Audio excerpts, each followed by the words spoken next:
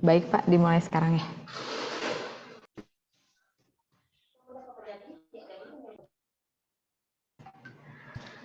Baik, Bapak Ibu sekalian, kita akan memulai acara webinar pada pagi hari ini.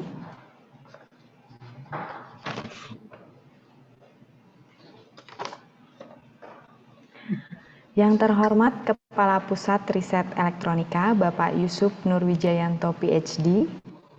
Yang kami hormati Bapak Profesor Dr. Supriyanto STMT IPM sebagai narasumber. Yang kami hormati Bapak Marlin Ramadan Baidillah PhD sebagai moderator. Dan para peserta webinar di lingkungan Badan Riset dan Inovasi Nasional. Assalamualaikum warahmatullahi wabarakatuh. Selamat pagi, salam sejahtera bagi kita semua. Om Swastiastu, Namo Buddhaya, salam kebajikan.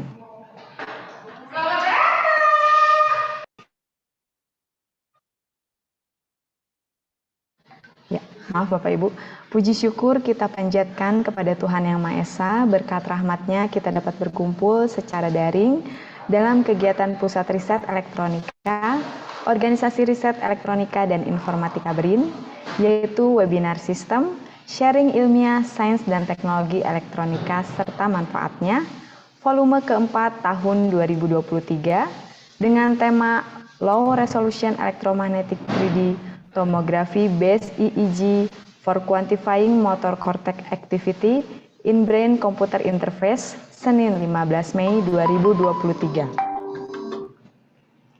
Perkenalkan, saya Christine Widianingrum, Pranata Humas BRIN kawasan Bandung Garut yang akan memandu webinar dari awal sampai akhir.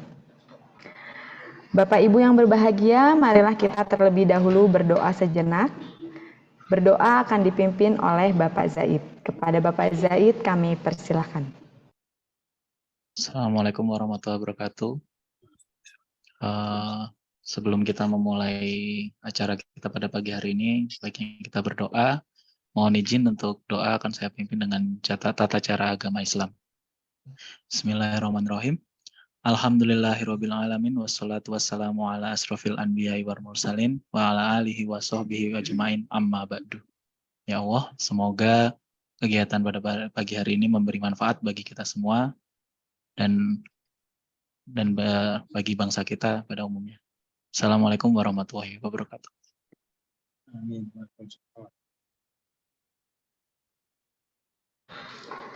Baik, terima kasih Pak Zaid.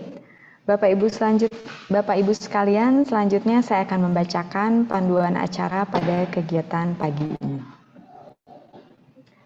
Yang pertama adalah peserta mematikan suara ketika narasumber berbicara dan memanfaatkan fitur raise hand atau kolom chat untuk bertanya.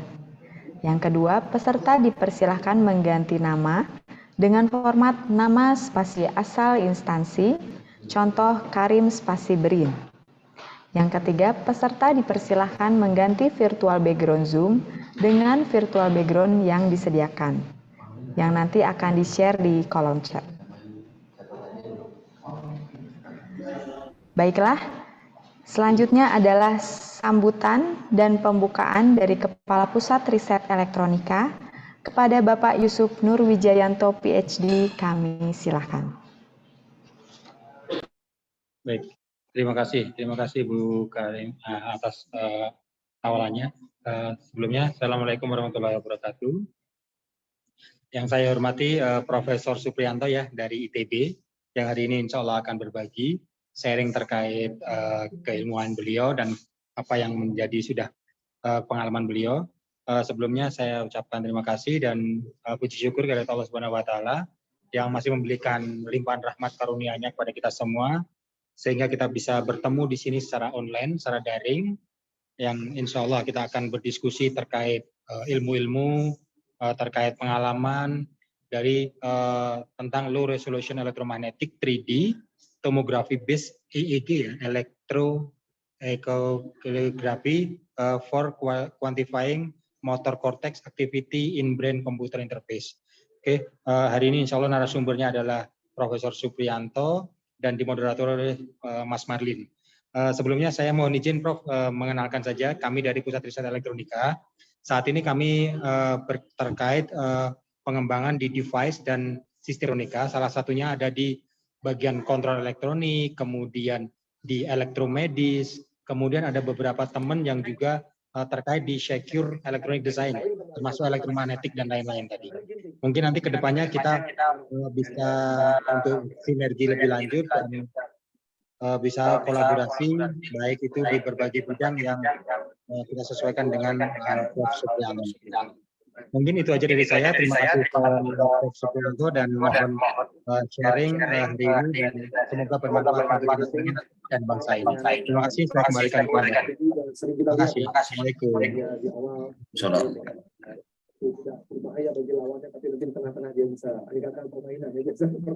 Baik, terima kasih banyak Pak Yusuf atas sambutannya. Selanjutnya Bapak Ibu sekalian kita akan sesi dokumentasi. Kepada Bapak Ibu mohon dapat mengaktifkan kameranya. Ya, di sini ada 2 slide, silahkan yang bisa dibuka kameranya, mohon dibuka. Ya, masih aba-aba ya. Ya, nanti akan saya berikan aba-aba dari saya. Ya, silahkan Bapak Ibu yang bisa dibuka.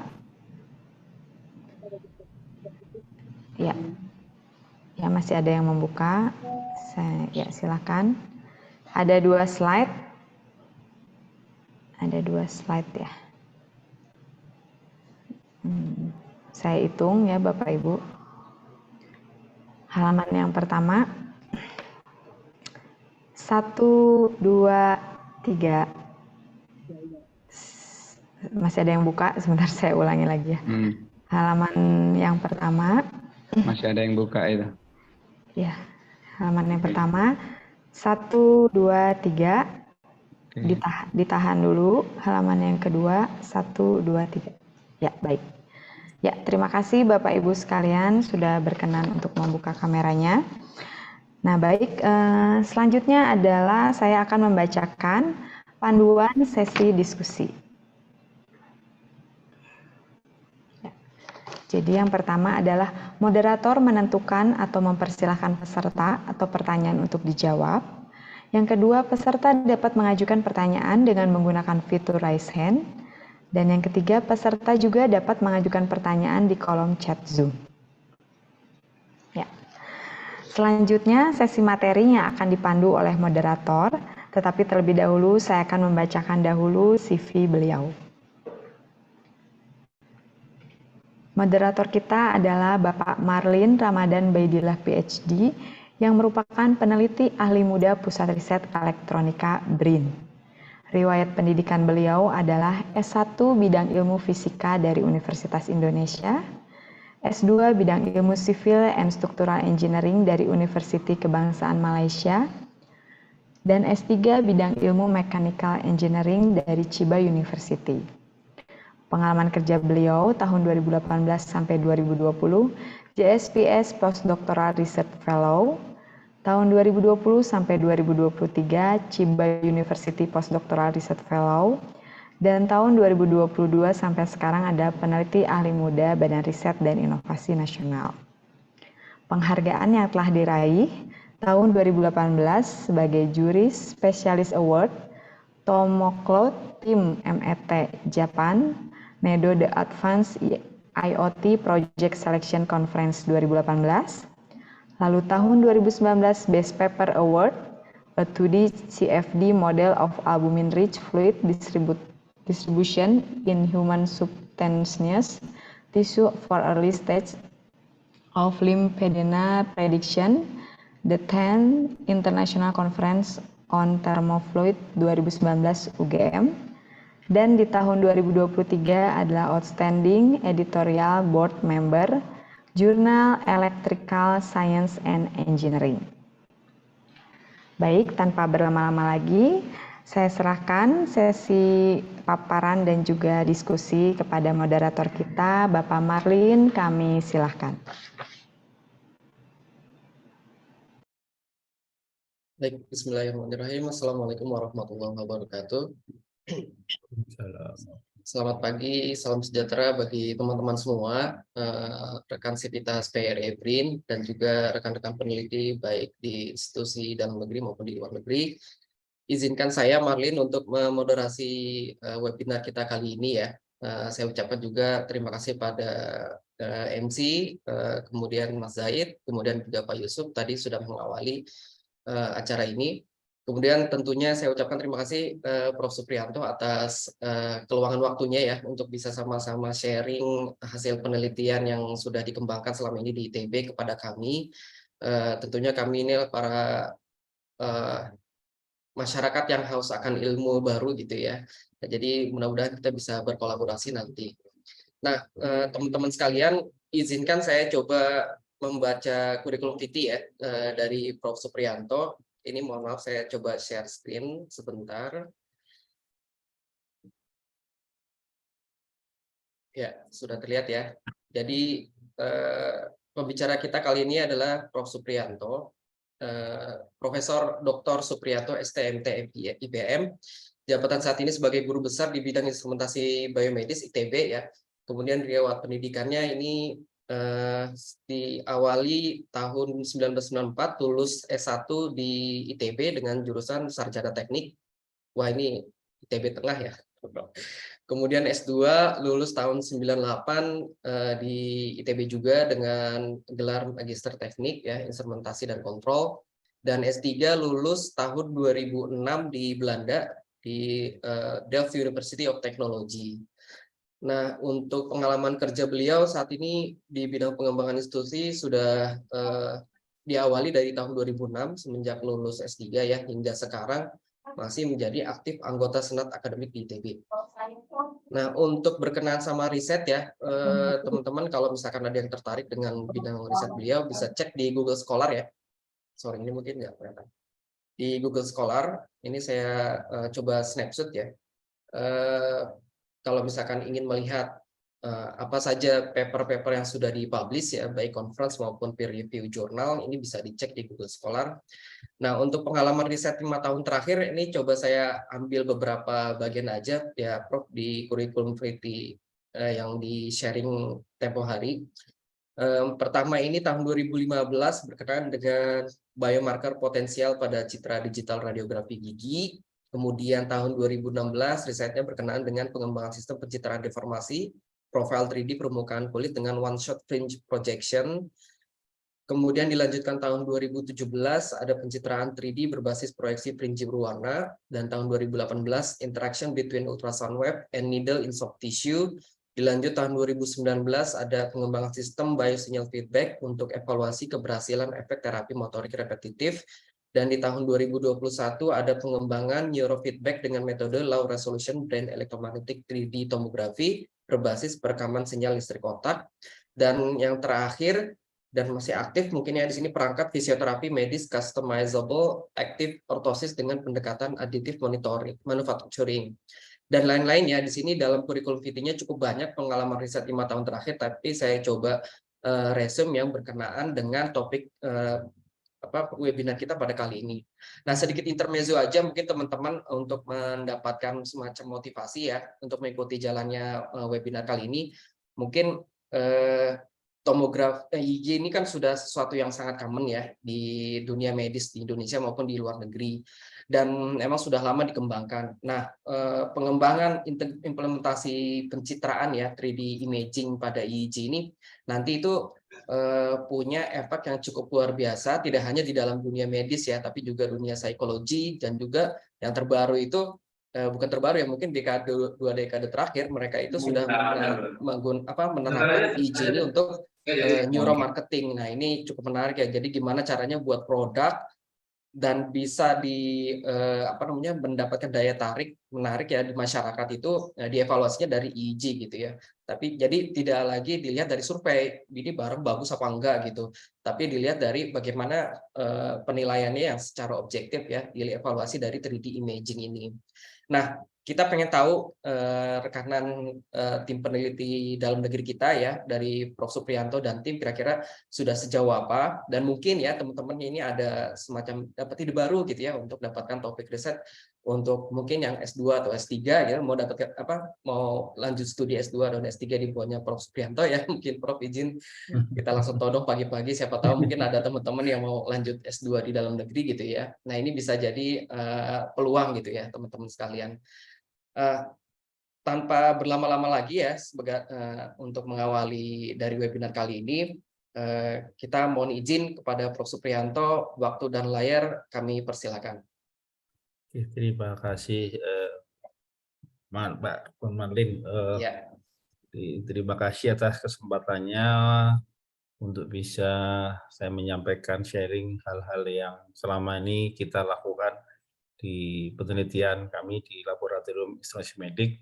Mohon izin untuk bisa share screen, Pak Marlin. Saya coba share screen, mudah-mudahan. Ya, silakan Pak. Jadi share screen. Oke. Mudah-mudahan sudah terlihat slide-nya. Sudah terlihat ya Pak Marlin ya? Sudah, Oke. siap. Oke. Jadi terima kasih. Jadi saya sampaikan tadi salah satu topik yang mungkin ini unik karena awalnya ini tahun 2012 yaitu hobi, jadinya terus berlanjut yang berhubungan dengan bagaimana pemanfaatan dari basis EEG untuk brain imaging. Jadi kami beri judul adalah tentang future trend application of low resolution electromagnetic 3D tomography (PCEG) electroencephalogram for quantify motor cortex activity in brain computer interface. Jadi sebagai perkenalan, saya aktif mengajar di S1 sampai S3 teknik fisika, juga S2 instrument control. Kemudian untuk rumah penelitiannya adalah bagian dari grup Instrumentation Control Fakultas Teknologi Industri ITB. Jadi untuk singkat kata mungkin ini adalah bagian bidang roadmap yang terkait medical instrumentasi. Jadi kami di KK Instrumentation Control ada juga tim peneliti dan dosen yang lebih muda dari saya. Kebetulan dua-duanya juga mantan pembimbing saya. Jadi kira-kira fokus roadmap yang kami jalankan selama ini yang berhubungan dengan medical rehabilitation, biofeedback, kemudian yang terkait dengan imaging, kemudian juga ini Pak Dr. Narendra ini yang fokus tentang complex modeling and simulation for biomedical, kemudian juga kita banyak mensupport hal-hal yang berhubungan dengan masalah terkait aspek ergonomis dalam pengembangan produk dan evaluasinya. Jadi ini singkat, kemudian juga secara umum yang saya sampaikan adalah salah satu bagian bagaimana biofeedback itu dimanfaatkan untuk human-machine interface, baik yang berbasis dengan biosignal, misalkan dengan yang kita bahas hari ini dengan elektroencephalogram, informasi dari otak, EMG, elektromyograf dari otot, untuk keperluan-keperluan kuantitatif maupun untuk keperluan yang terkait tentang masalah human machine interface. Kemudian juga jadi untuk yang saya sampaikan pada pagi ini adalah ringkasan dari perjalanan riset yang kita lakukan dari level tugas akhir mahasiswa 2012 sampai sekarang, dan sebagian besar ini juga bisa diunduh ya dari publikasi terakhir yang kita sampaikan pada salah satu invited speaker di salah satu conference IEEE ini 2021, kemudian terakhir ini yang kita publish dalam salah satu jurnal yang berhubungan dengan permasalahan kualitatif EEG dengan berbasis 3D tomografi. Jadi ini gambaran-gambaran yang tadi disampaikan Pak Marlin juga di Google Scholar, bisa rekan-rekan juga bisa melihat apa yang kita lakukan selama ini. Oke, kemudian jadi terkait tentang ketertarikan ya tentang masalah untuk bisa mendapatkan informasi aktivitas dari otak. Seringkali kita sebut sebagai brain imaging. Jadi sebenarnya adalah memang EEG itu paling tua tahun 2019 itu mulai dikenalkan. Kemudian juga berkembang belakangan beberapa teknologi yang lebih maju. Jadi misalkan secara besar adalah kita bisa lihat basisnya adalah melihat yang berhubungan dengan aspek hemodinamik, Jadi ini yang berhubungan dengan penggunaan perangkat imaging modern, misalkan MRI. Jadi justru S3 saya bidang MRI sebenarnya. Kemudian juga berkembang memanfaatkan yang berbasis optik, itu kita sebut sebagai FNIR, Functional Infrared. Ini adalah basisnya dengan hemodinamik, kemudian berbasis dengan perilaku tentang bagaimana pembangkitan elektromagnetik pada aktivitas otak yang dimungkinkan untuk bisa direkam dengan menggunakan basisnya adalah listrik, EEG, atau magnet. Jadi ringkas kata adalah kalau dengan menggunakan fungsional near infrared, spektrofotometri di sini adalah basisnya adalah seperti ini. Jadi di sini adalah orang mendeteksi tentang bagaimana konsentrasi oksigen pada darah dengan berbasis tingkat absorpsi dari near infrared pada spesifik wavelength yang diberikan. Kemudian kalau yang menggunakan MRI adalah berbasis ini bagaimana interaksi antara medan magnet yang digunakan untuk proses imaging pada MRI terkait juga sama bagaimana kondisi darah yang kaya atau kurang oksigen. Jadi kita tahu kalau kita berpikir pasti memerlukan suatu energi sehingga di situ suplai dari konsentrasi oksigen pada darah yang mensuplai pada bagian otak kita itu akan bisa menjadikan dasar untuk mengevaluasi bagaimana fungsi kerja dari otak. Oke, kemudian juga yang saya sampaikan yang cukup tua adalah EEG. Jadi ini adalah basisnya adalah merekam fenomena perubahan dari biopotensial listrik pada otak. Kemudian yang berbasis yang magnetic encephalogram. Jadi dari semua parameter tadi sebenarnya yang paling banyak tersedia adalah EEG. Walaupun MRI saat ini juga makin banyak di rumah sakit, tapi catatan keperluan untuk aplikasi MRI di aspek fungsional imaging itu masih sangat terbatas di Indonesia. Selama ini yang saya coba evaluasi di situ. Jadi jadi kita akan coba fokus, ini salah satu hal yang menarik karena ini aspek-aspek yang relatif paling mudah untuk dikembangkan. Bagaimana kita bisa memanfaatkan dari basis pengukuran di permukaan untuk bisa mempredik yang kita sebut sebagai 3D tomografi dari mekanisme band imaging berbasis EEG. Jadi kalau kita lihat dari keempat tadi memang kelebihan EEG yang disebut dalam banyak publikasi adalah memang faktor resolusi temporal.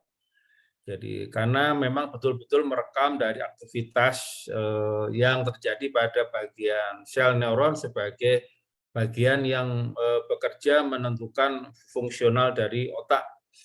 Jadi ini gambarannya dari sisi aspek resolusi spasial dan temporal. Jadi catatan ini adalah memang ini paling unggul dibanding itu.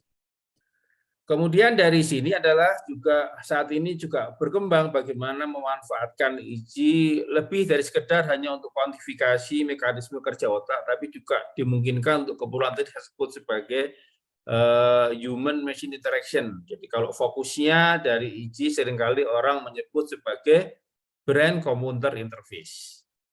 Oke.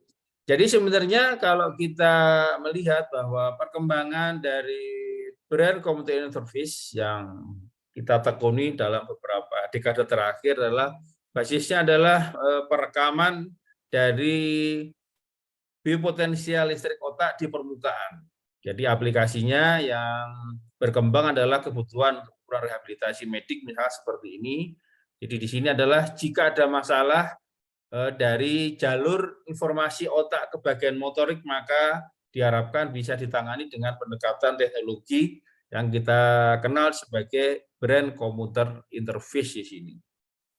Jadi di sini yang menarik adalah kemampuan-kemampuan dari kami di akademik menantang mahasiswa kami untuk bisa mengaplikasikan dari pendekatan instrumentasi sistem, perekaman dari biopotensial pada otak, kemudian ilmu sinyal processing, ini sangat advance untuk EEG, kemudian juga ilmu-ilmu yang berbasis tentang pendekatan feature extraction, jadi ini yang berhubungan dengan misalkan pengenalan pola di situ, sampai dengan pendekatan machine learning untuk keperluan kontrol suatu sistem. Jadi ini kami senang untuk keperluan riset mahasiswa karena mereka bisa mendapatkan komprehensif ya perkembangan pengetahuan yang paling up-to-date. Jadi di awal adalah kami banyak fokus untuk belajar meneliti penggunaan yang kita kenal sebagai direct EEG recording. Artinya kita hanya memanfaatkan perekaman dari permukaan. Ini terkenal dalam standar klinik, ini misalkan pengenalan bagaimana penentukan posisi elektroda permukaan itu diatur dengan standar istilahnya adalah 10-20, di mana penamaan ini adalah terkait tentang fungsi pada bagian lobe yang terkait pada bagian cerebrum di otak. Jadi misalkan daerah-daerah yang berhubungan dengan kognitif itu banyak dikaitkan dengan aspek di daerah parietal, frontal, dan sentral. Sehingga penamaan seperti ini. Ini standar yang saya kira sudah berumur panjang bagaimana perekaman EEG di permukaan. Ini contoh, ini kita lakukan, kebetulan kepala saya sendiri, bagaimana kita meletakkan elektroda sebagai sensor utama pada perekaman EEG. Oke, ini kemudian jadi ini gambarannya. Jadi kalau yang kompleks adalah kira-kira seperti ini menggunakan elektroda. Jadi dalam dunia riset saat ini juga makin banyak kemungkinan elektroda yang bisa dipasang pada bagian scalp permukaan kepala untuk meningkatkan resolusi spasialnya tentunya. Jadi contoh kita mengenal pendekatan direct recording memungkinkan juga dimanfaatkan untuk melihat perilaku fungsi kerja otak. Jadi kita mengenal misalkan dengan penggunaan brainwave. Jadi kalau untuk keperluan BCI banyak orang fokus untuk daerah kerja motorik. Jadi kalau secara klasik kita mengenal brainwave itu dari alfa, beta, theta, kemudian gamma misalkan di situ. Jadi kemudian juga yang berhubungan dengan efek potensial. Ini adalah gambaran bagaimana fitur-fitur yang populer ya orang lakukan untuk melihat bagaimana perilaku dari fungsi kerja otak terkait fungsi motorik khususnya. Jadi kalau kita lagi bekerja, maka terjadi yang kita kenal sebagai desinkronisasi. Jadi penurunan dari total amplitudo yang sesuai dengan gaya pada brainwave. Kalau yang evok itu adalah respon yang sifatnya adalah respon spontan di situ, sehingga basisnya adalah fokus tentang durasi waktu, bagaimana sinyal otak itu merespon perubahan stimulus. Dikenal sebagai evok potensial. Jadi ini contoh pekerjaan yang pernah dilakukan beberapa kami bagaimana melihat, jadi kalau kita gambarannya ada perubahan motorik, bagaimana perubahan dari daerah mu yang biasanya direkam pada daerah motor korteks, biasanya di daerah sentral di sini. Oke, ini jadi kalau kita lihat dalam pendekatan power spectral density, kita lihat bagaimana perubahan dari desinkronisasi dari daya mu akibat ada perubahan aktivitas motorik pada spesifik bagian organ. Dari sini juga berkembang, saya kira ini di awal BCI orang banyak memanfaatkan pendekatan dari recording ya, karena paling praktis untuk keperluan misalkan ini, keperluan dalam mengontrol suatu perangkat ini. Ini contoh penelitian yang beberapa lalu dilakukan oleh kami, bagaimana dengan perintah dari rekaman EEG mencoba untuk mengontrol gerakan suatu wheelchair di sini. Ini adalah pendekatan yang berbasis direct EEG recording untuk mendapatkan suatu fitur utama yang bisa dimanfaatkan untuk perintah-perintah aktivitas motorik. Kemudian kita lihat dalam perkembangannya menjadi satu hal karena pendekatan machine learning yang advance pun kadang tidak mendapatkan kemampuan generalisasi yang maksimal dalam mengklasifikasi respon dari rekaman EEG secara direct terkait aktivitas spesifik.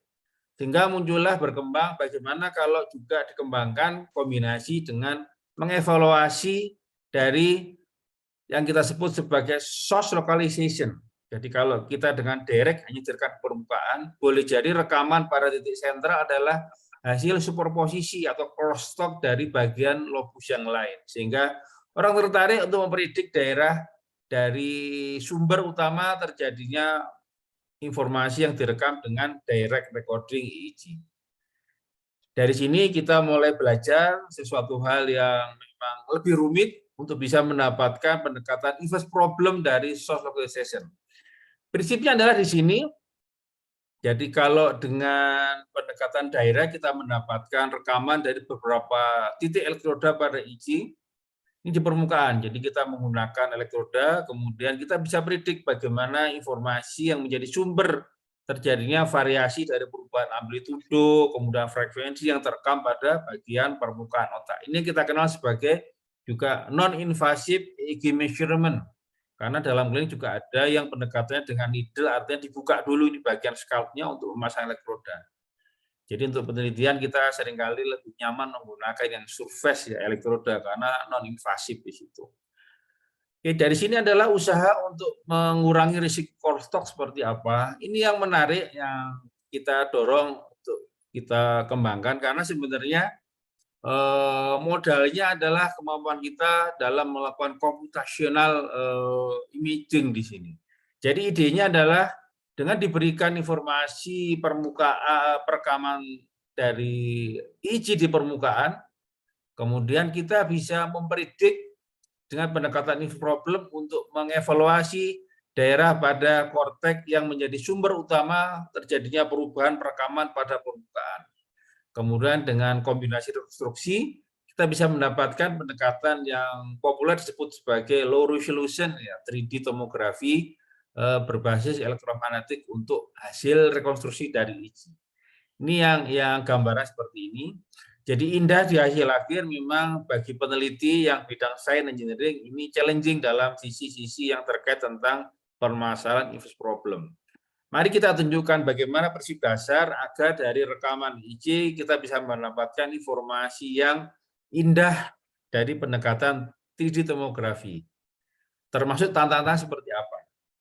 Jadi ide dasarnya di sini adalah sebagai dasar adalah bahwa perekaman di permukaan adalah merupakan inverse potensial. Kemudian ini kita mempredik source localization adalah sebagai current density.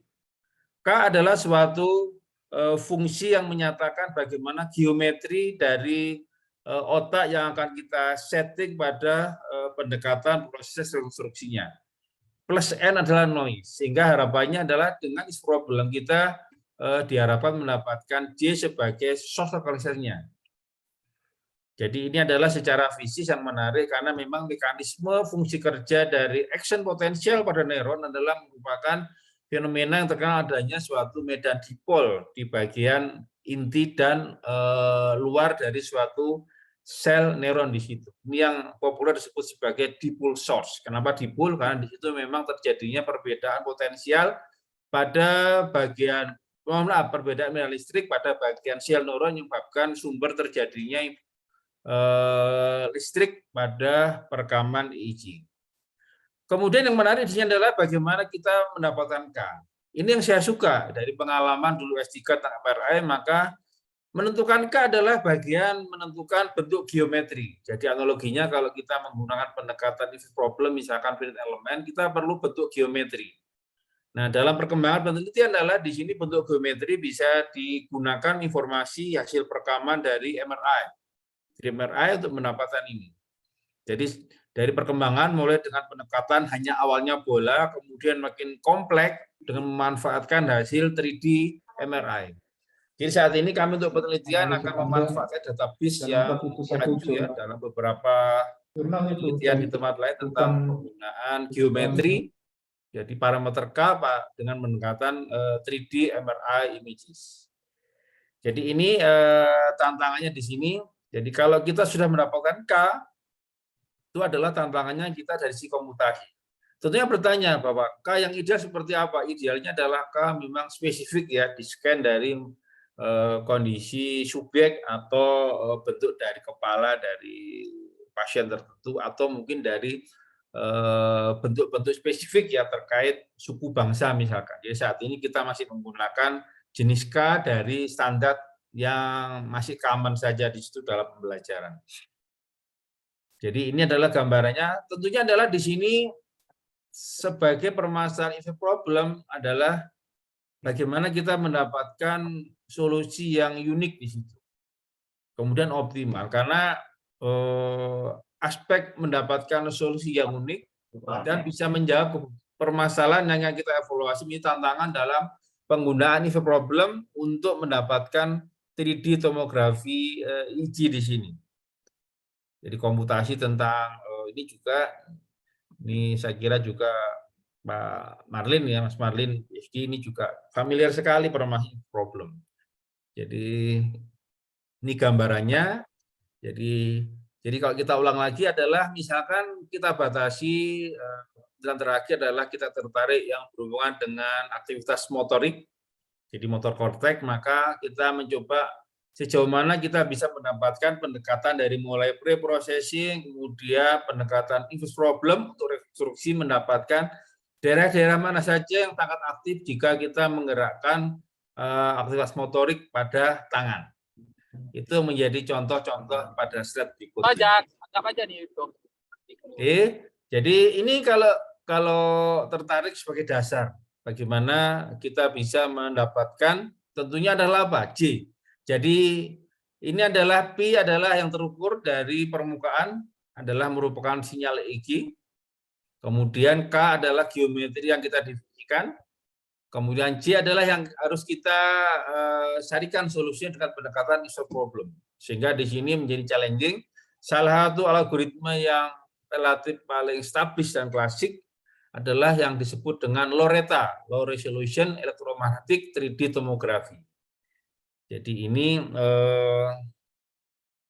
istilah-istilah ini Pak Mari juga familiar, itu PON dan lain-lain untuk bisa mendapatkan hasil J yang optimal. J optimal juga akan terkait dengan bagaimana kita bisa mendapatkan prediksi dari daerah di bagian subkorteks yang aktif yang terkait aktivitas motorik.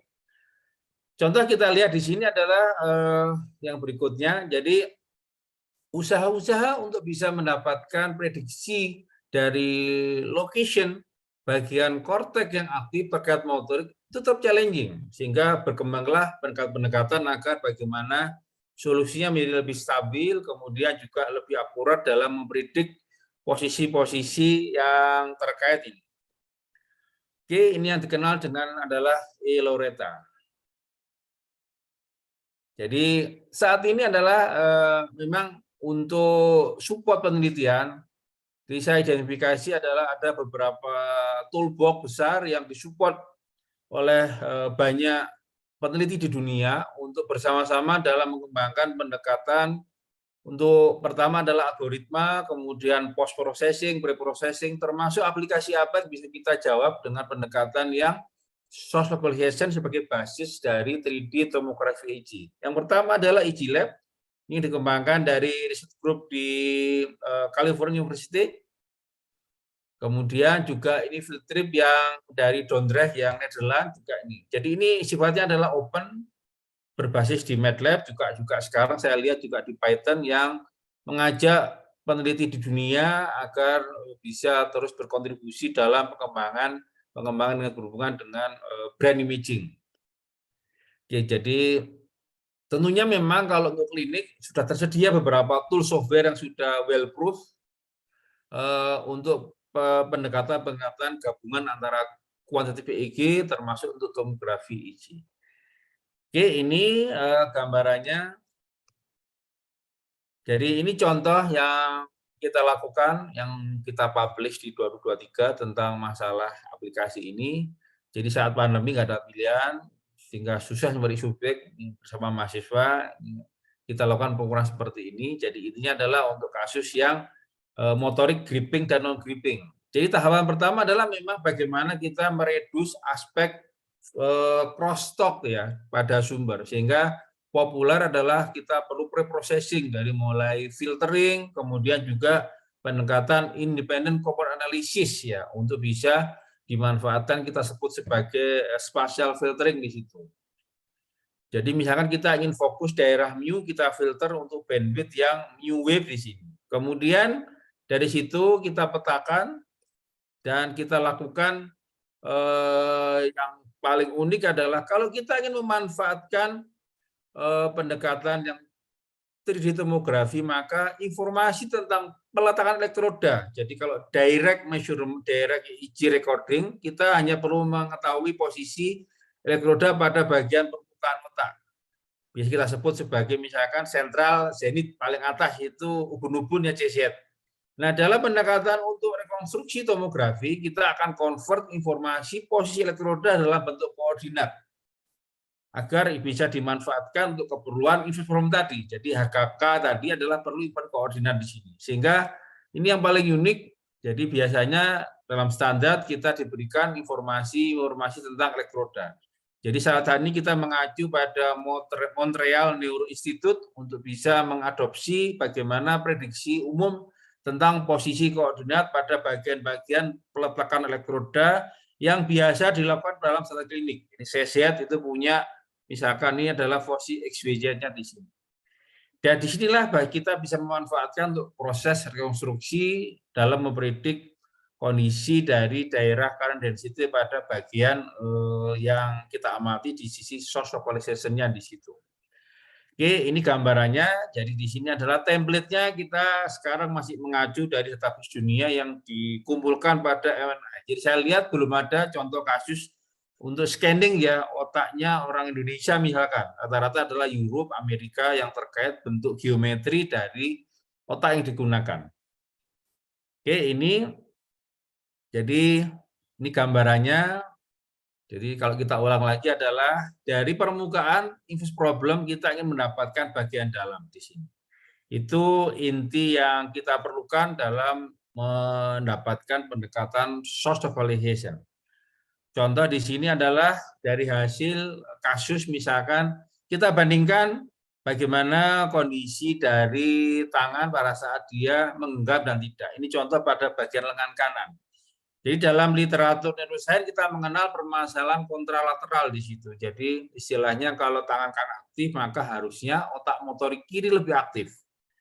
Ini kita contoh kalau baseline dia santai maka cenderung ini lebih simetri. Bagaimana warna menunjukkan adalah daerah kerja bagian otak, kemudian makin warna merah menunjukkan dia makin besar dari yang digunakan. Kita kenal tadi catatan di awal bahwa proses grasping menggerakkan otot, maka di situ ada mekanisme yang kita kenal sebagai desinkronasi motorik, sehingga ada polar reducing ya dari amplitudenya, kemudian juga dominasi aktifnya di sini akan nampak kalau kanan maka dia yang kiri lebih aktif. Ini adalah kita verifikasi untuk memperkuat pendekatan yang kita usulkan dalam sisi metode, dan ini juga sejalan dari bagaimana konsep neuroscience berkembang untuk aktivitas terkait motorik. Di sebaliknya, kalau yang sebelah kiri misalkan, maka akan terjadi kontralateral di sini. Oke, jadi catatan adalah bentuk geometri ini adalah bentuk geometri yang kita gunakan database dari hasil 3D scan MRI magnetic resonance imaging pada bagian otak subjek yang akan dijadikan dasar untuk menentukan daerah aktif pada bagian dalam otak. Jadi ini gambarannya, sehingga apa? Dalam pendekatan ini maka kita bisa memanfaatkan pendekatan yang lebih hanya sekedar berbasis pembagian lobus. Jadi secara klasik orang membagi lobus otak itu ada lobus yang disebut adalah sentral, parietal, frontal, temporal, kemudian occipital. Jadi kalau yang motorik itu biasanya daerah sentral ditambah frontal parietal. Jadi kalau kita pegang kepala kita ubun-ubun lah, itu bagian atas daerah sentral di situ. Nah, dengan perkembangan selanjutnya adalah orang lebih spesifik, terutama daerah motorik juga punya peran-peran khusus. Sehingga sering kita juga kalau mendengar kabar-kabar yang kurang nyaman, rekan, saudara, stroke, maka daerah motorik yang terjadi permasalahan katakanlah pecah pembuluh darah, maka punya potensi spesifik daerah mana yang punya masalah penurunan kemauan motorik. Jadi ini yang dikenal pada daerah Brodmann area. Jadi kalau terkait tentang gerakan tangan, misalkan per definisi kita bisa memanfaatkan pendekatan yang diberikan pada Brodmann area, misalkan disebut sebagai BA5, BA6 sebagai promotor korteks di sini. Nah ini kita bisa verifikasi dari hasil estimasi yang kita manfaatkan dengan mendapatkan source relation ya, dengan pendekatan yang tadi adalah 3D tomografi berbasis perekaman EEG. Ini contohnya di sini. Sehingga di sini adalah kita bandingkan, ini adalah hasil dari informasi direct EEG measurement, kita evaluasi dari power pada mu wave dalam domain frekuensi, kita kenal dengan pendekatan power super density. Kemudian ini adalah bagaimana perbedaan kondisi antara baseline dan grasping dari sisi current density hasil dari rekonstruksi. Jadi ini memang konsisten sebenarnya adalah bahwa pada proses grasping terjadi penurunan karena aspek desinkronisasi tadi, dan nampak untuk pendekatan soft polarization ini lebih menjanjikan karena kita bisa melihat perbedaan pola yang lebih signifikan untuk melengkapi pendekatan yang direct recording. Itu yang menjadi semangat untuk pengembangan lanjut tentang aplikasi soft polarization untuk support keperluan brand computer interface.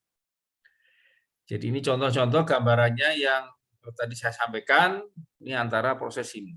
Jadi kata kuncinya adalah memang amplitudo frekuensi EEG itu terkait dengan proses timing pada kumpulan dari neuron yang membangkitkan excite potensial pada spesifik daerah di broadband area di situ. Makanya populer disebut adalah ini dikenal sebagai seperti ini. Oke, jadi ini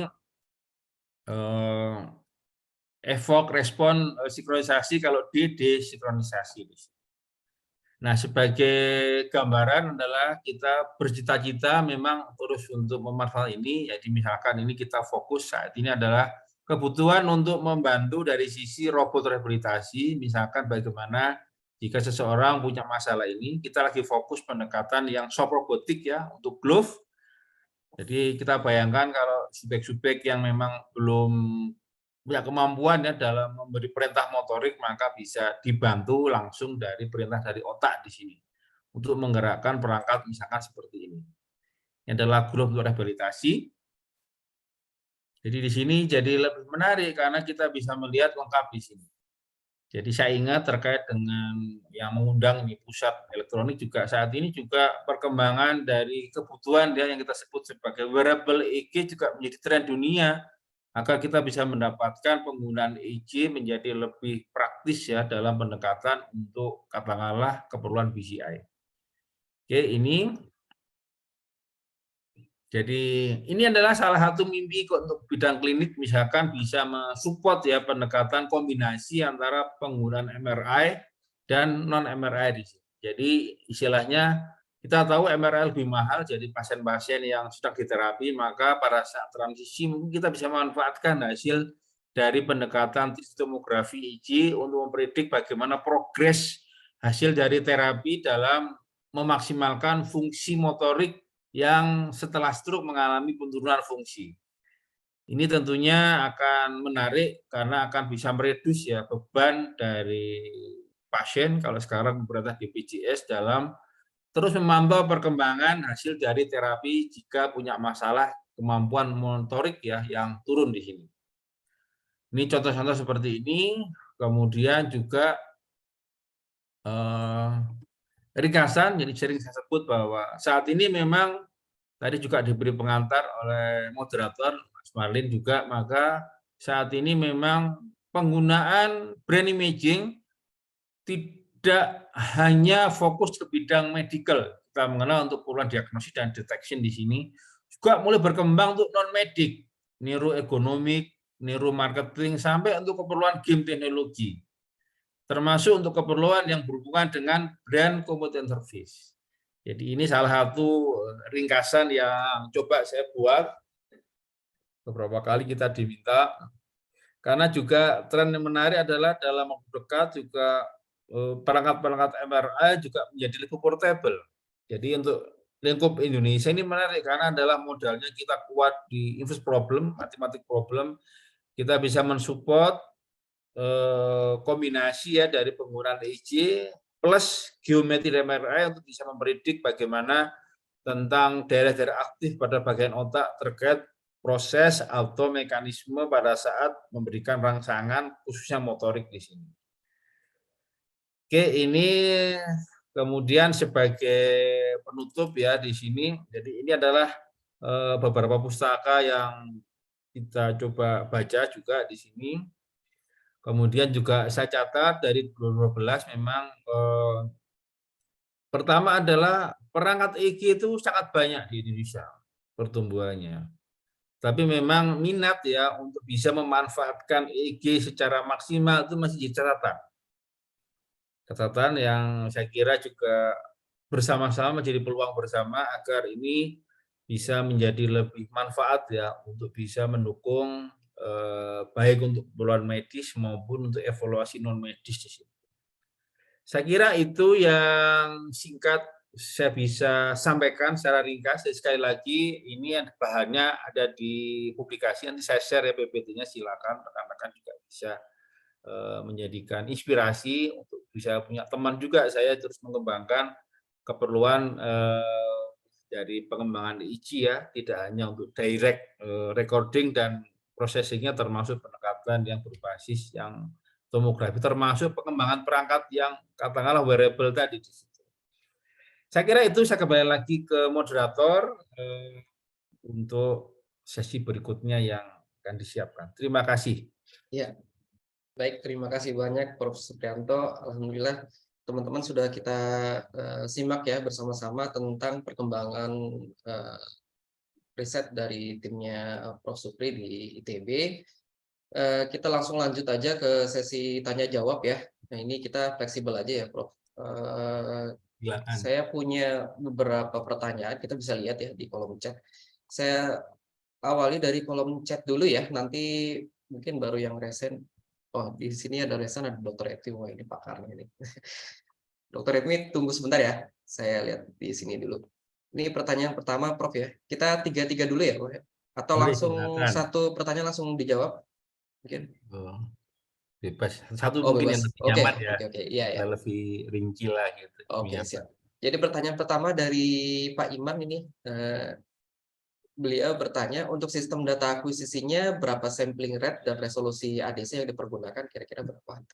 Oke, terima kasih. Jadi terima kasih Pak Iman. Jadi pertama adalah memang kalau kita lihat sebenarnya dari bandwidth EEG itu adalah untuk kondisi BCI itu paling tinggi dia di sekitar 40 Hz. Untuk klinik memang sekarang jadi temuan baru karena untuk kondisi orang-orang nggak stabil karena punya masalah ya di emosional, di mental, itu sampai gamma. Sehingga memang disarankan untuk minimal adalah di kalau sekitar 100 Hz ya itu sekitar 25 Hz. Memang kami juga ada yang strategi klinik adalah mereka pasti oversampling.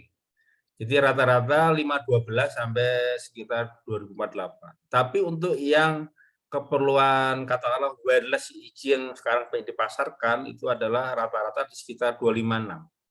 Jadi di dunia misalkan kalau kita cek ya di Google Open BCI itu banyak mensupport board ready untuk di-develop ya. Jadi open board yang mengajak orang untuk bisa tertarik juga dalam bersama-sama pengembangan aplikasi dari pendekatan perekaman EEG untuk banyak aplikasi di situ. Jadi itu yang tentang masalah itu. Iya, baik. Untuk pertanyaan berikutnya mungkin sudah terjawab ya Pak Iman. Nanti bisa diskusi secara offline atau online. Iya, resolusinya lupa. Resolusi memang rata-rata 16 bit itu biasa sekarang. Sudah biasa ya. Ya, komersial produk rata-rata sudah standar seperti itu. Jadi yang low cost juga seperti itu. Iya, oke.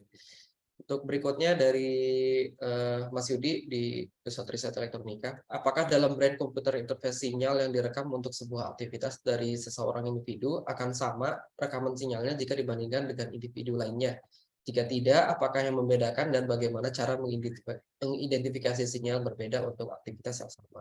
Nah, ini kira-kira gimana, Bro? Terima kasih. Jadi ini saya sampaikan tadi, jadi kalau saya boleh share lagi, jadi intinya ini. Jadi intinya adalah dalam pendekatan brand computer interface itu adalah ini. Nah, jadi ini saya dikasih ini. Jadi memang itu yang menjadi menarik karena memang tantangannya adalah pola dari perekaman EEG itu sehingga apa? Sehingga disinilah dengan era sekarang orang punya andalan pendekatan machine learning. Jadi perekaman, kemudian terkait tentang aktivasi spesifik yang akan ditarget, misalkan untuk menggerakkan tangan misalkan. Maka di situ orang mempelajari bagaimana perilaku dari pola EEG. Kita tentunya adalah dengan pendekatan klasifikasi mencari pola yang menjadikan ciri. Misalkan adalah tentang similarity pattern-nya atau dissimilarity-nya di situ. Maka di sini adalah untuk spesies subjek itu memungkinkan kita bisa dengan dilatih beragam hasil dari pelatihan ya rekaman EEG-nya memungkinkan untuk bisa mentranslate bagaimana pola IQ yang menjadi perintah ya dari subjek yang menggunakan perangkat BCI di sini. Iya. Kemudian kalau antar subjek itulah yang challenging. Tapi dengan era machine learning yang modern, maka itulah menjadi isu pertama bagaimana mendapatkan suatu model ya, model machine learning yang bisa. Jadi kalau kita punya katakanlah perangkat kursi roda, ganti pengguna, maka tinggal dilatih beberapa kali sehingga sistem itu bisa bekerja untuk menerima perintah dari yang subjek yang berbeda. Iya. Jadi intinya secara spesifik memang berbeda ya Prof ya. Cuman Berbeda. tendensinya bisa kita baca dari ini ya, pakai feature extraction machine learning ya untuk mempermudah seperti itu. Iya ya. Kita lihat memang tren saat ini adalah mencari bagaimana yang lebih efisien ya dari reaksinya agar bisa memaksimalkan itu. Ya memang machine learning ini sangat ini sekali ya, maksudnya bermanfaat sekali ya untuk data-data seperti ini. Jadi makanya teman-teman yang gemar dengan peminat data science nih, wah ini mainan menarik sekali bagi mereka. Betul itu jadi. Ya baik, berikutnya mungkin saya lanjut ke yang raise hand dulu ya. Nanti ini ada Mas Panji dari Jepang. Oke, Dr. Edni yang sudah raise hand mungkin boleh open mic, Dok. Silakan. Baik, terima kasih banyak Mas Marlin atas kesempatannya. Selamat pagi Prof. Selamat pagi Prof. Terima kasih banyak ini atas pemaparannya, menambahkan ilmu juga buat saya. Saya sebetulnya masih banyak belajar sih. Tadi Mas Marlin bilang ahli, masih belum sih menurut saya. Begini Prof, pertanyaan saya. Bicara terkait dengan motor cortex, itu kan lokasinya di precentral gyrus, itu istilahnya di bidang medis. Pengalaman saya dahulu waktu di Jepang melakukan penelitian terkait dengan motor cortex itu masih menggunakan FNIRS, Prof. Dan menggunakan FNIRS, kita melakukan hand grip. Nah, kalau di bidang medis, hand grip itu memang lokasinya ada di precentral gyrus, dan kalau kita lihat di MRI, itu memang ada wilayah namanya inverted omega terlihat. Kalau menggunakan FNIRS, kita kan menggunakan optoda yang peletakannya masih bebas. Jadi bisa kita prediksi lah lokasi inverted omega itu. Nah, yang jadi pertanyaannya, Prof, kalau kita menggunakan EEG, kebetulan saya juga dulu menggunakan EEG waktu di UHAMKA, EEG-nya itu EEG Cutwell mereknya. Jadi betul-betul memasang elektroda 1020 International System. Hanya saja, Prof, waktu kita melakukan penelitian terkait dengan motor cortex dan biasanya menggunakan hand grip, penempatan elektroda C3 pada posisi 1020 International System itu kan biasanya tidak pas di situ. Letaknya memang di precentral gyrus, tapi lebih ke arah ke bawah, bukan ke arah hand gripnya betul. Pertanyaan saya, Prof, kalau dalam hal-hal seperti itu, rekan-rekan melakukan penelitian untuk memprediksi lokasi persis hand grip itu terjadi untuk yang namanya brain computer interface segala macam, itu tindakannya seperti apa yang teman-teman lakukan? Itu yang pertama. Dan sebetulnya ada satu pertanyaan tambahan dan ada satu permintaan nantinya Mas Marlin. Mohon izin saya nanya satu hal ini dulu ya. Karena ini berkaitan dengan nantinya applied neuroscience yang sedang saya lakukan, tetapi menggunakan emotif saya di sini, tidak lagi menggunakan Cutwell yang besar alatnya seperti itu. Mohon izin, Prof. Terima kasih. Terima kasih ini Pak Edmi.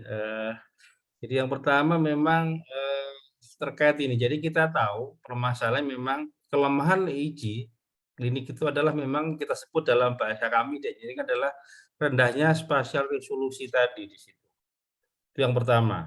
Sehingga memang pendekatan dari 1020 beberapa juga peneliti mencoba misalkan kita fokus daerah motorik, maka di daerah motorik itu kita lakukan pendekatan yang jumlah elektrodanya lebih rapat dari yang standar 10-10 misalnya seperti itu. Itu yang pertama kemudian. Kemudian juga pertanyaan menyangkut bahwa terkait aktivitas dari tadi motor cortex. Itu jadi tantangan karena memang kelemahan dari direct recording adalah ada potensi yang kita rekam misalkan pada daerah CZ. Itu kan hasil dari juga sumbernya di beberapa lokasi di dalam otak. Yang dalam bahasa engineering kami nyebutnya ada crosstalk di situ. Jadi adalah campuran dari beberapa informasi di dalam otak. Nah, sehingga memang perkembangan dari solusinya adalah sekarang saat ini tadi sampai ada FNIR. Memang larinya adalah orang juga untuk meningkatkan akurasi dari katakanlah prediksi perintah motorik. Pertama adalah dengan kita memanfaatkan pendekatan katakanlah daerah motorik, kita lakukan penentuan titik elektrodanya adalah tidak hanya berbasis 10-20. Ada yang 10-10, ada yang misalkan 5-5 di situ. Jadi kalau saya pernah lihat itu rekornya itu sampai dia 120 elektroda di situ. Itu yang pertama. Kemudian juga perkembangan selanjutnya adalah juga tantangan bagaimana elektroda yang nyaman dan mudah digunakan. Jadi dalam ranah pengembangan sensor elektroda, saat ini juga berkembang pendekatan elektroda yang juga beragam di situ. Contoh, beberapa peneliti mengembangkan elektroda yang ujungnya itu seperti ini, bulunya sikat gigi, Pak Dr. Edmi. Sehingga apa harapannya kontak dengan bagian permukaan otak itu menjadi lebih maksimal.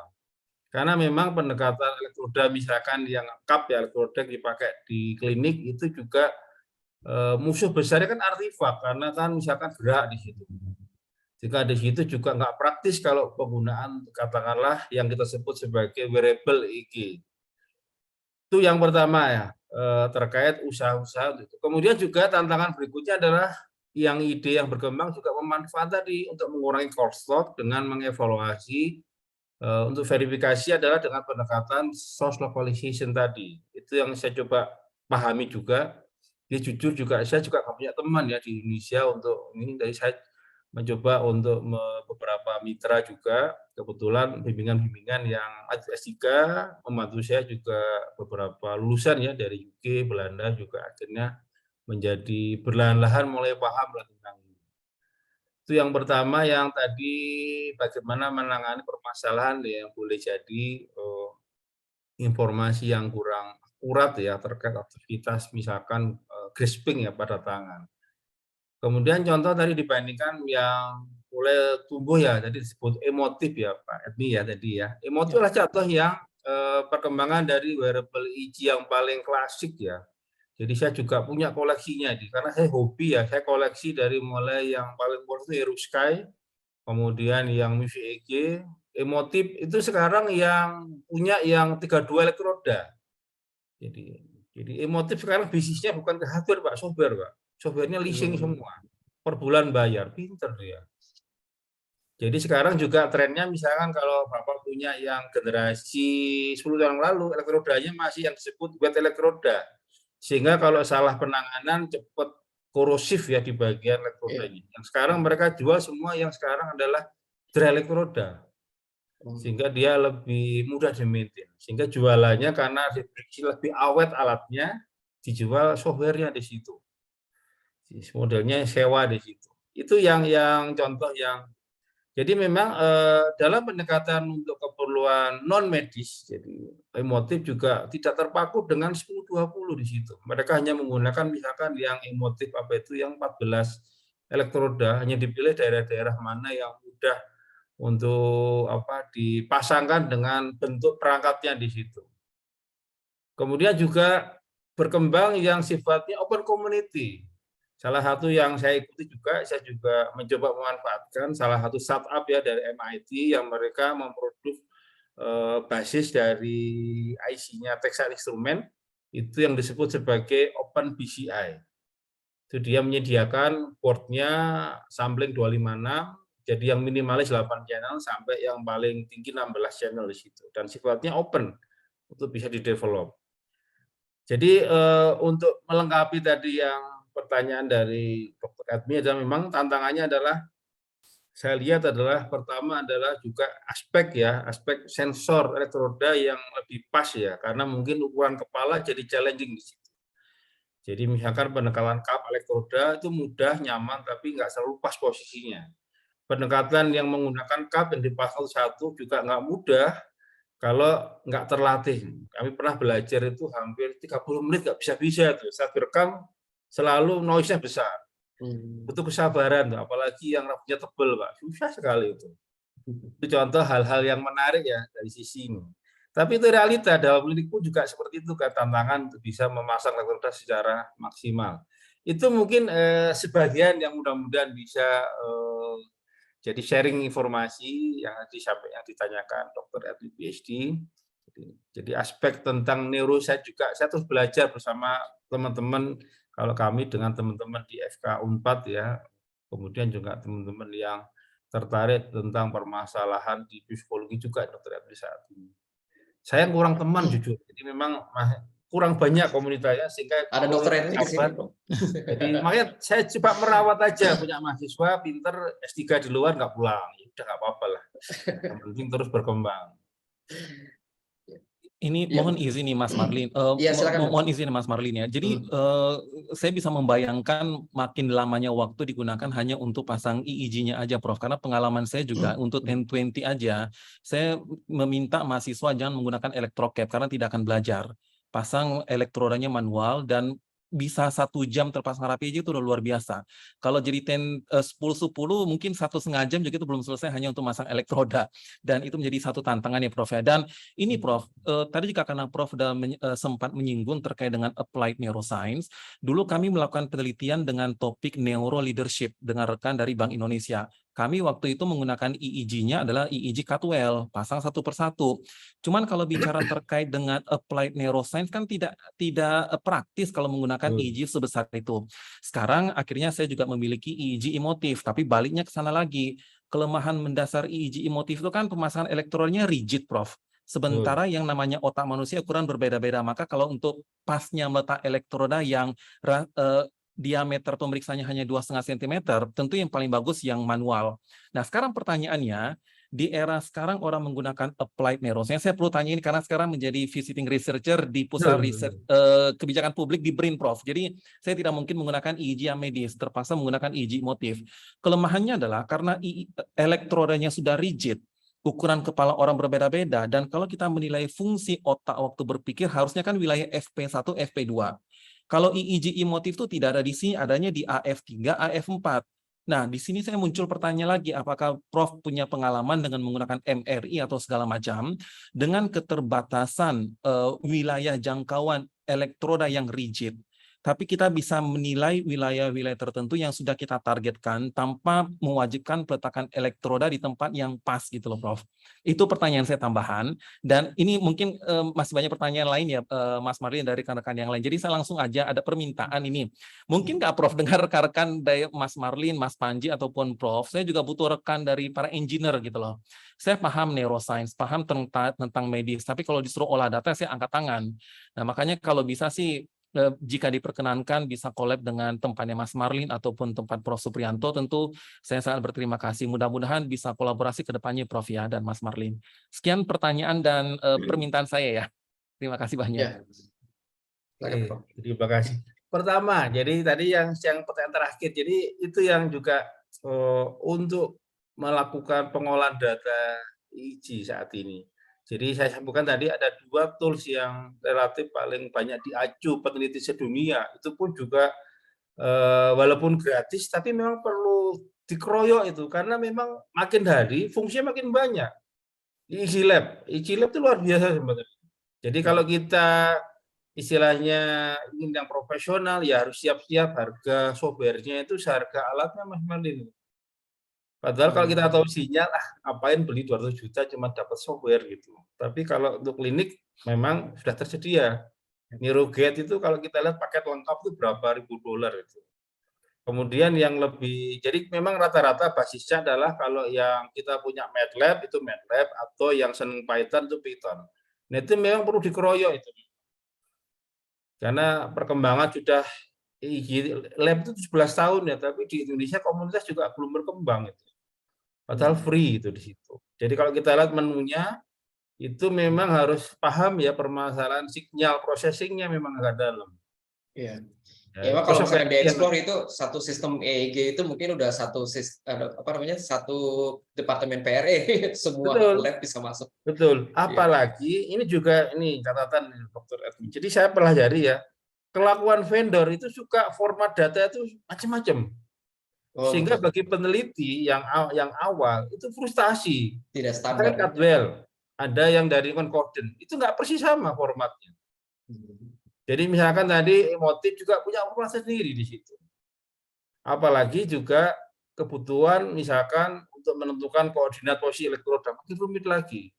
Jadi saya coba pelajari, oh sebenarnya permasalahan adalah untuk yang pemula adalah dia kesulitan di situ. Jadi kalau misalkan terlatih beli alat Cadwell plus software, maka terbiasa hanya tipe itu. Pada saat beda klinik, beda perangkat, udah mumet lagi di situ. Itu yang terkait tadi tentang aspek tool software. Jadi sebenarnya itu saja itu ditekuni karena saat ini ya untuk riset itu publikasi itu dominan mencoba memaksimalkan dari toolbox besar yang dikembangkan komunitas dunia yang dirangkum dalam EEG Lab dan Field Trip tadi. Tuh. Jadi contoh saat ini sampai generasi sekarang itu sudah mensupport ini Mas Malin keperluan untuk yang GPU processing. Karena memang kalau ingin lebih cepat prosesnya ke sana. Itu juga. Jadi istilahnya saya lihat tools software ada, hardware rasanya juga GPU juga rasanya sih makin terjangkau lah di situ.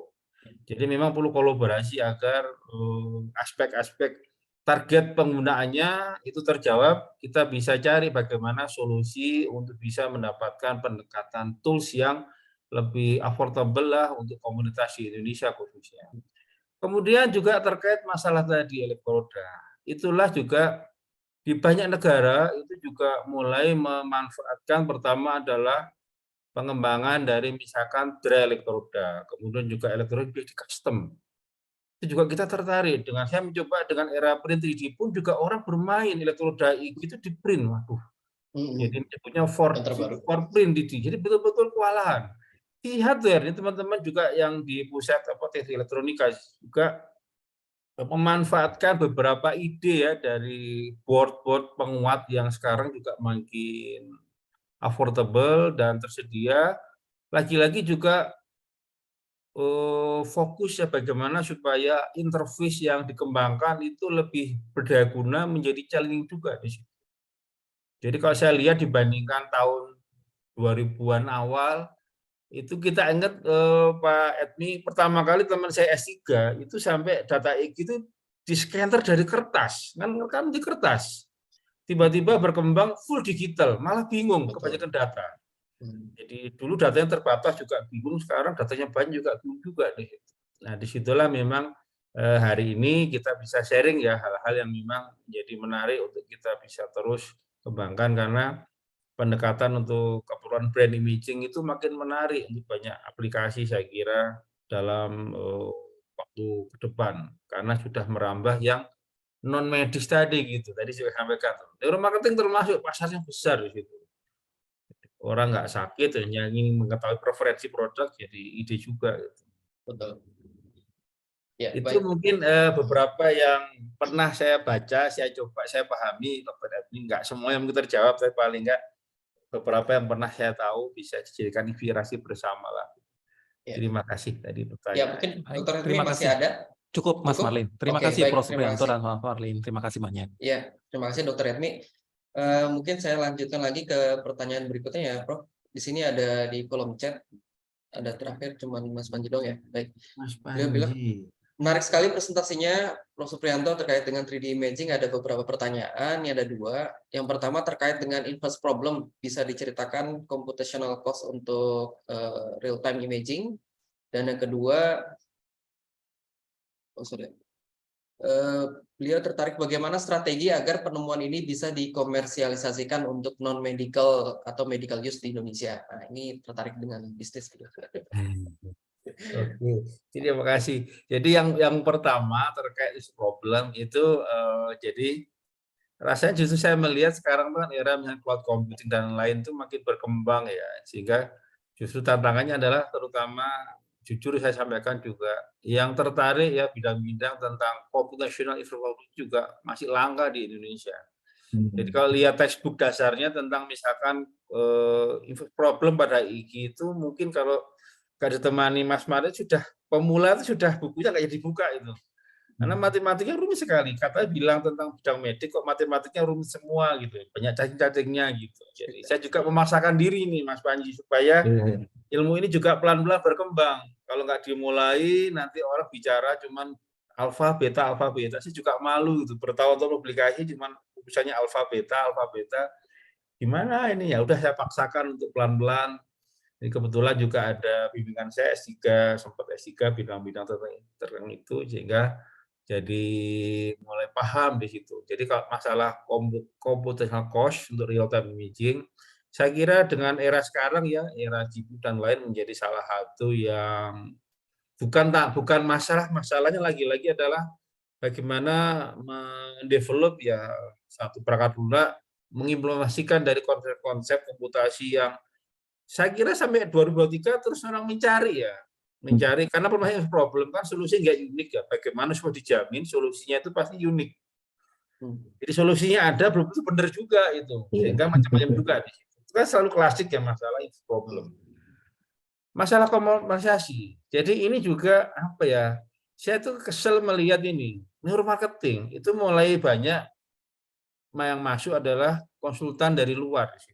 Kebetulan juga beberapa bimbingan saya yang bergerak, misalkan teman-teman dari ergonomik ya di teknik industri, kemudian dari bidang bisnis juga mencoba mengkaitkan dengan aspek tentang neuroergonomik, neuromarketing di situ.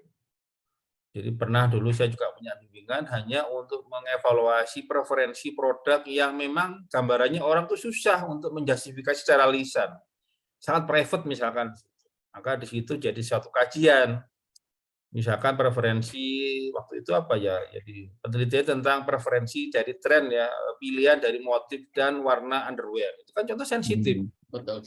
Jadi kadang saya juga ngiri, cuman gitu aja bisa Q2 dan citasinya banyak gitu. Saya juga ngiri, saya belajar yang matematik susah, tapi yang non medis justru lebih subur, masuk yang bidang-bidang advance marketing jurnal gitu. Jadi kadang-kadang juga termasuk yang sekarang misalkan evaluasi bagaimana misalkan desain dashboard suatu mobil. Bentuk seperti apa yang membuat akses ya orang itu menjadi lebih sederhana dengan mengurangi risiko distraksi di situ. Jadi kajian juga di situ.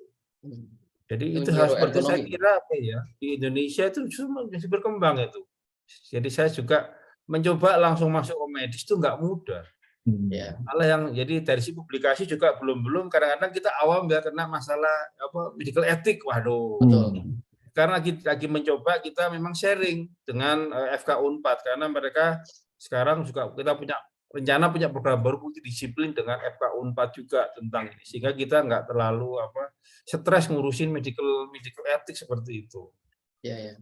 Bersama. Jadi kalau yang bidang-bidang yang non medis ada tapi beda kesulitannya, yang penting kan orangnya bersedia aja di situ. Itu contoh untuk yang jadi sekarang justru yang bidang-bidang ke arah untuk keperluan psikologi juga berkembang. Jadi untuk pengabdian masyarakat itu contoh bersama teman-teman psikologi yang menekun bidang health science adalah untuk ini evaluasi terapi anak-anak pasca bencana misalkan. Jadi pernah kita membantu ngolah datanya aja. Jadi misalkan kalau anak-anak pasca bencana longsor, kalau dengan petir aja itu pertama kali dia akan naik betanya.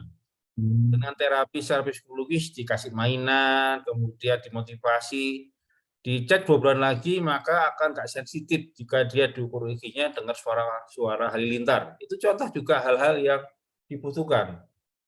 Termasuk sekarang rame kan yang edik game katanya. Saya juga kalau lihat itu makin banyak masalah yang terkait itu. Jadi anak-anak yang susah konsentrasi karena dia punya edik itu dia kecanduan game. Bagaimana terapinya?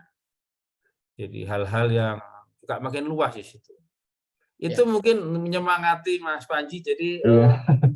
Jadi termasuk sekarang kepikir saya adalah contoh-contoh ide-ide yang mulai saya kira ya akan menjadi tren ya, bagaimana pemanfaat wearable misalkan evaluasi kondisi tidur.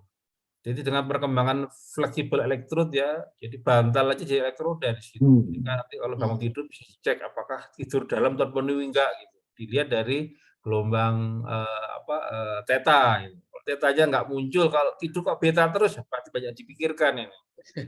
Nah, dengan smartphone jadi evaluasi juga mulai dipikir ke sana itu. Mulai banyak sleep monitoring, istilahnya untuk gambaran kasar aja di situ.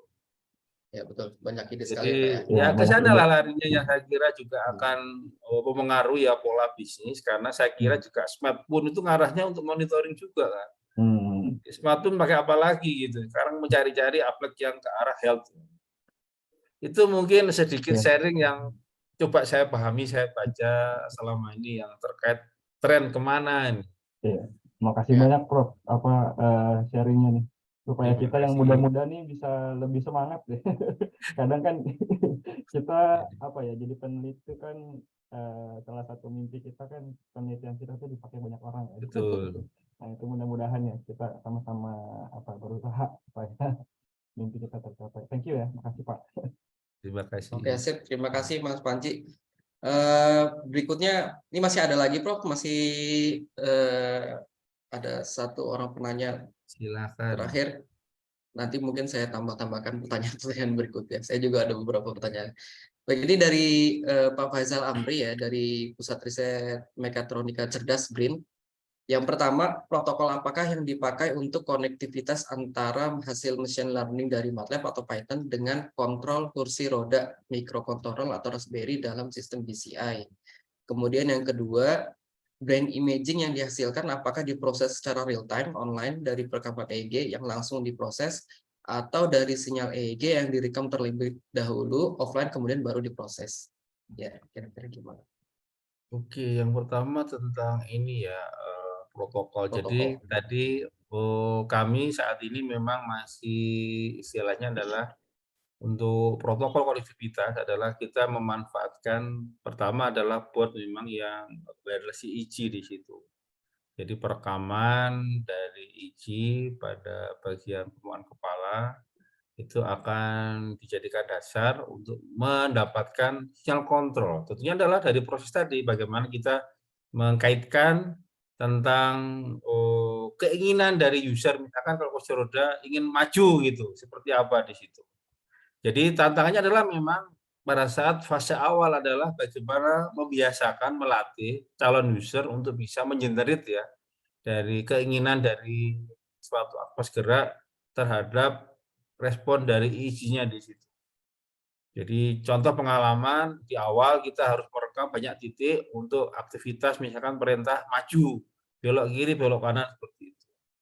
Nah, di setiap aktivitas akan kita pelajari seperti apa pola seperti itunya.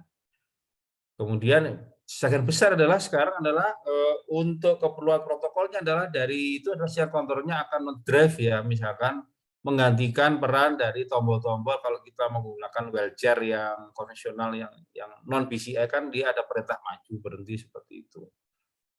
Jadi kita juga sebenarnya terakhir ini berhenti penelitinya lagi belum siap adalah sebenarnya ada keperluan yang menarik adalah terkait ini. Jadi untuk tahap pengembangan sistemnya adalah dengan pendekatan yang virtual environment. Jadi kursi rodanya maju mundurnya tapi dalam lingkungan yang sebenarnya nggak real aja di situ. Virtual Pakai reality. Nah itu jadi pakai virtual environment dan virtual reality dari situ.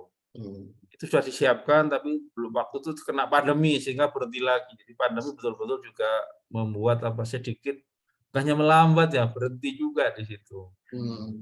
Jadi ya jadi istilahnya kita bisa mulai dengan pendekatan seperti itu. Karena kan untuk pengguna pun dia perlu dilatih. Jadi intinya adalah pengguna BCI juga harus dilatih di situ. Jadi sekarang makin rame kan dengan gara-gara Elon Musk yang Neuralink, jadi makin orang berharap banyak. Itu kan invasif di situ. Jadi paling tidak kita kepikiran adalah untuk membantu rehab medik juga bagus di situ. Jadi untuk latihan untuk rehabilitasi tangan, kaki adalah itu juga salah satu contoh yang memang urgen yang diperlukan di situ. Jadi kalau masalah beberapa tool dasar saat ini juga berjibun orang sharing juga itu yang tentang bagaimana kita bisa memanfaatkan EEG untuk keperluan BCI.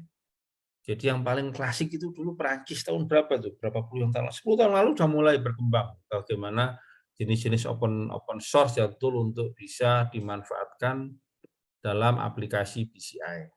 Itu terkait yang tadi protokol, kemudian tentang masalah real time. Jadi kalau untuk yang pendekatan perekaman direct recording memang istilahnya kita memang harus real time di situ. Jadi real time juga relatif karena juga perlu waktu proses, tapi dengan pendekatan misalkan kontrol pada kursi roda itu juga relatif beda dengan keperluan kontrol untuk otomotif sistem di otomotif kan nggak harus cepat juga gitu. Yang penting dia memang shift aja di situ. Jadi contoh terakhir yang sayang juga itu juga banyak dissertasi adalah kita sebut sebagai konsep yang jadi kita melakukan istilahnya kolaboratif kontrol dari hasil EEG plus eksternal sensor. Misalkan dia maju, kalau ada halangan maka dari hasil katakanlah range vendor ngasih informasi. Walaupun EEG-nya ingin maju, maka juga dikolaborasikan. Dia nggak boleh maju di situ. Feedback-nya berarti. Feedback. Jadi kita sebut kolaboratif antara Kolaboratif. biofeedback dan yang physical feedback di situ. Hmm. Nah, sekarang kan berkembang istilahnya kan human. Jadi istilahnya trennya adalah bagaimana interaksi antara bio-human system, kemudian cyber physical interaksi system di situ. Jadi kadang-kadang idenya lewat penelitian mahasiswa itu muncul tiba-tiba karena S1 ya pingin lagi gitu. Tapi paling nggak kita punya artefak ide-ide yang pernah kita pelajari di situ. Jadi kalau permasalahan online rasanya sih hari ini makin memungkinkan sekali dengan kemampuan saat ini. Itu mungkin mencoba menjawab sebagian, jadi mungkin nggak semuanya yang saya tahu ya dari pertanyaan Pak Faisal Amri ya terkait tentang protokol dan permasalahan apakah brain imaging itu dimungkinkan secara real time. Baik, terima kasih. Mungkin sudah cukup menjawab ya Pak Faisal Amri terkait pertanyaan yang sudah diajukan. Mungkin waktunya sudah hampir mendekati masa berakhirnya webinar ini, Prof. Tapi saya mau sedikit satu pertanyaan terakhir ini dari saya untuk ada satu yang agak saya penasaran. Nah, itu kan tadi sempat disinggung tentang matrix K ya untuk inverse problem. Nah, itu memang dia nilainya berbasis ras gitu atau kita bisa pakai K untuk semua negara atau misalkan berbeda dengan perempuan laki-laki bisa harus sama. Jadi tentang K itu kan pertama adalah pertama secara global kan bentuk geometri kepala. Jadi kepala itu kan yang paling penting adalah bentuk geometri dari struktur otak di situ. Jadi memang kajian-kajian tentang itu juga berkembang. Jadi memang pertama adalah pendekatan kita gunakan template yang katakanlah umum aja, maka jaminan resolusi posisi misalkan kita ingin mengevaluasi Brodmann motorik bisa jadi meleset di situ, meleset itu. Sehingga memang itu jadi ini. Nah, beberapa solusi kalau kita terasa terlalu mahal pakai MRI, solusinya adalah dengan koreksi dari eksternal, Mas Marin, pakai scan 3D, juga berkembang di jurnal-jurnal itu.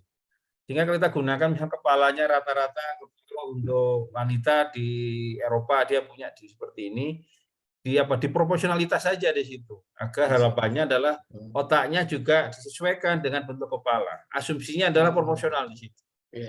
Itu sudah jadi kajian juga masalah ukuran kepala itu. Sebenarnya sayang itu banyak itu. Ya, 3D scan sekarang bahkan pakai handphone pun bisa ya. Lebih bisa pakai yang iPhone itu. Ketika bikin sistem informasi yang bisa mengenerate posisinya harus di sini, wah itu bisa betul itu. Jadi itu kan kita perlu koordinat.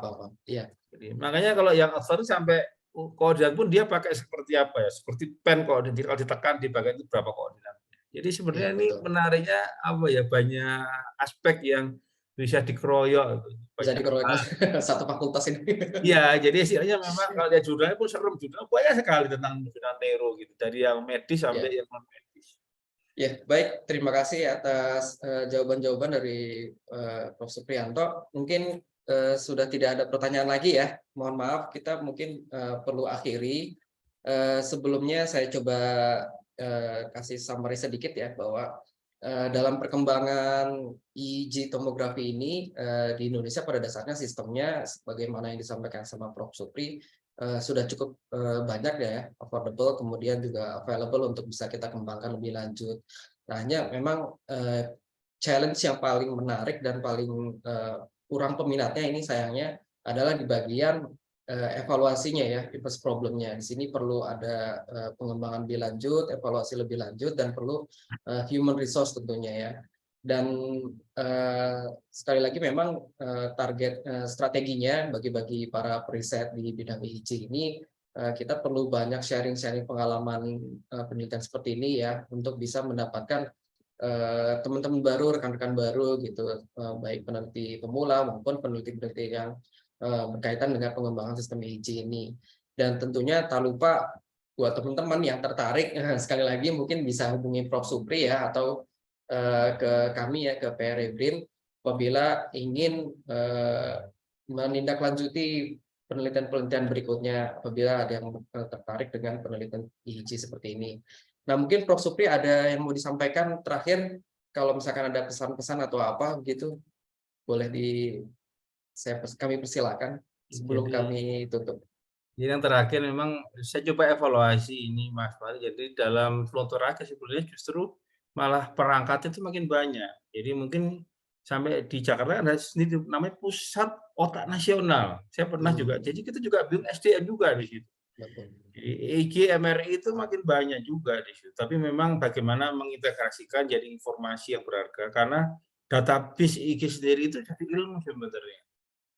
Jadi katakanlah baru karir di print, di scan otaknya Mas Said itu ya. Nanti setelah 10 tahun seperti apa? Jadi informasi sebenarnya. Benar. Nah, jadi itu contoh seperti itu. Jadi istilahnya banyak hal yang sekarang juga dipakai yang macam-macam lah untuk masalah karir kan juga itu ya kan. Luar konteks kemampuan saya lah orang juga. Ya. Itu mungkin catatan terakhir yang menyemangati rekan-rekan bahwa sekarang adalah resource yang penting adalah justru apa ya, network untuk kita mau gotong royong untuk memanfaatkan insight teknologi dari turunan dari sistemnya itu aja sih. Baik, terima kasih Prof. Supriyanto atas waktu dan sharing-sharingnya pada hari ini. Saya Marlin selaku moderator mengucapkan banyak terima kasih dan mohon maaf jika ada kekurangan dan kesalahan kata maupun dalam penyampaian moderasi webinar kali ini. Saya tutup. Wassalamualaikum warahmatullahi wabarakatuh, dan saya kembalikan kepada Mbak Christine selaku MC. Baik, terima kasih banyak kepada Pak Marlin selaku moderator dan juga Profesor Supriyanto sebagai narasumber. Dengan berakhirnya sesi diskusi, maka berakhir pula acara webinar pada siang hari ini. Semoga webinar Sistem Pusat Riset Elektronika dengan tema Low Resolution Electromagnetic 3D Tomography Based EEG for Quantifying Motor Cortex Activity in Brain Computer Interface hari ini bisa bermanfaat bagi kita semua dan juga menambah wawasan bagi semua para peserta yang hadir. Tidak lupa kami ingatkan untuk para peserta untuk mengisi daftar hadir yang telah dibagikan di kolom chat. Kami selaku panitia yang bertugas memohon maaf atas segala kekurangan selama acara webinar ini berlangsung. Saya Christine pamit undur diri sampai bertemu di kegiatan sistem edisi selanjutnya dengan tema yang lebih menarik lagi. Untuk menutup kegiatan ini, izinkan saya membacakan satu pantun. Makan siang ayam dan nasi, tidak lupa minum lemon tea. Semangat sharing antar peneliti di sistem PRE yang selalu dinanti. Wassalamualaikum warahmatullahi wabarakatuh. Selamat siang, salam sehat selalu. Om Santi, Santi, Santi, Om. Ya, terima kasih Bu Christine. Sama-sama. Terima kasih ya Pak Supri sudah Dulu, hadir. Terima kasih juga. Baik Pak, silakan Pak. Makasih banyak ya.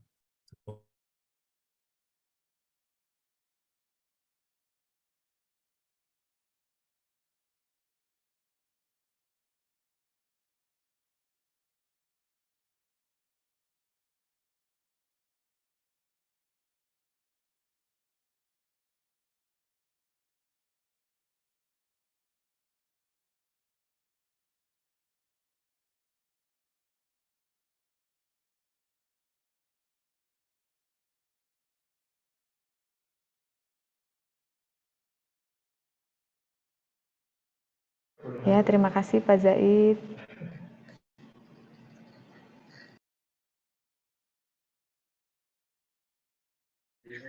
Ya, makasih juga Bu Christine. Izin live ya Pak, izin live Pak. Baik Bu, makasih banyak. Sama-sama.